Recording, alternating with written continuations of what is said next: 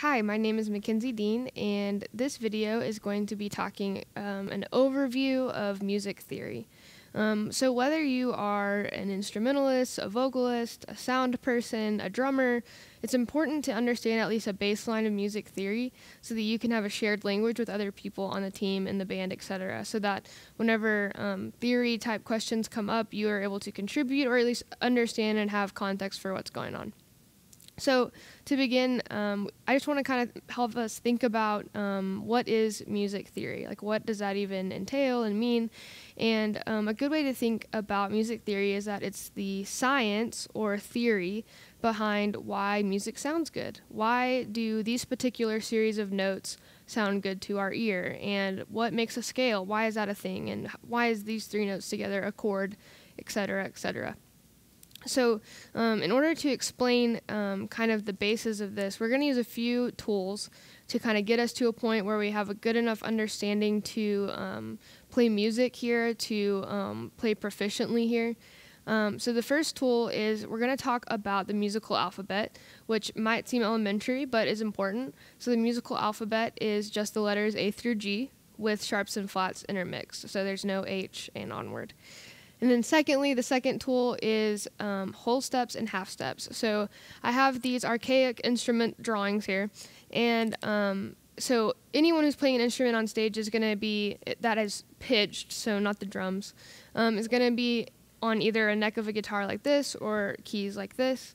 And so I drew both as an example. So the way that we kind of get an understanding for where we're going, I guess, theory-wise, is using half steps and whole steps. So in general, on a guitar, if you're moving from one fret to the other, that's going to be a half step. So if you're on a particular string, you move it up a fret, that's going to be a half step. If you're on a particular fret and you move it up 2 frets, that will be a whole step.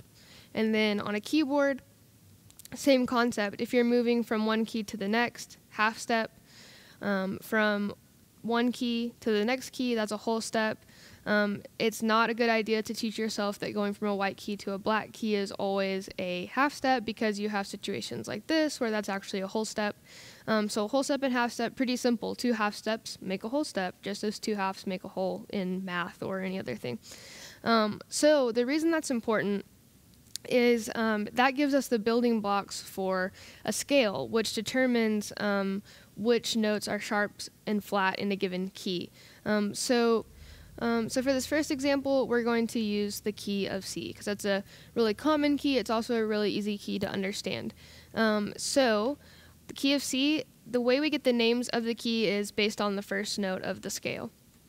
The reason that the whole and half steps give us the pattern for the scale is that there's a major scale pattern that it works for every key no matter what you start on. And so this is what, if you memorize this, you can figure out the sharps and flats for any key. So we have whole, whole, half, whole, whole, whole, half. So this is, you memorize this and you can understand what notes are sharp, flat, or natural in any key. So we're going to use key of C. So we're starting on C. And so we're going to go a whole step up. So if we're going here, we go up 2 half steps. That puts us at a D.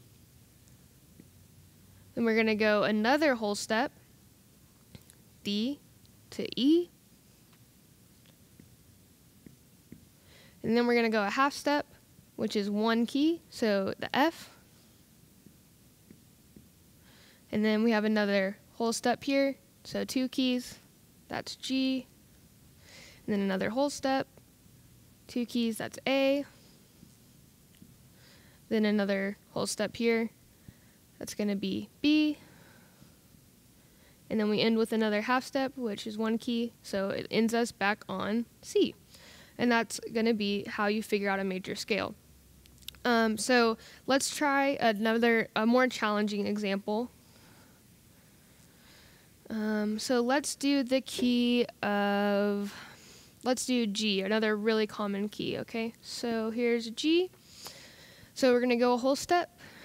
So that's going to be A, I'm going to breeze through this one a little more quickly. Another whole step will be B. A half step will put us at C. Whole step D. Another whole step is E. But then right here, we have another whole step. So we're actually going to go to F sharp. And then another half step, put us back at G. So notice here that this F is sharp. That means that the F is sharp. If you're playing the key of G, any F that's in the song is sharp, no matter what. So using this pattern right here, you can figure out that for any song. So if we're playing a song that's normally in C, and then the worship leader says, actually, we're going to play that in G, you can quickly figure out what the notes in that scale are. So that's a brief overview of music theory and learning major scale pattern.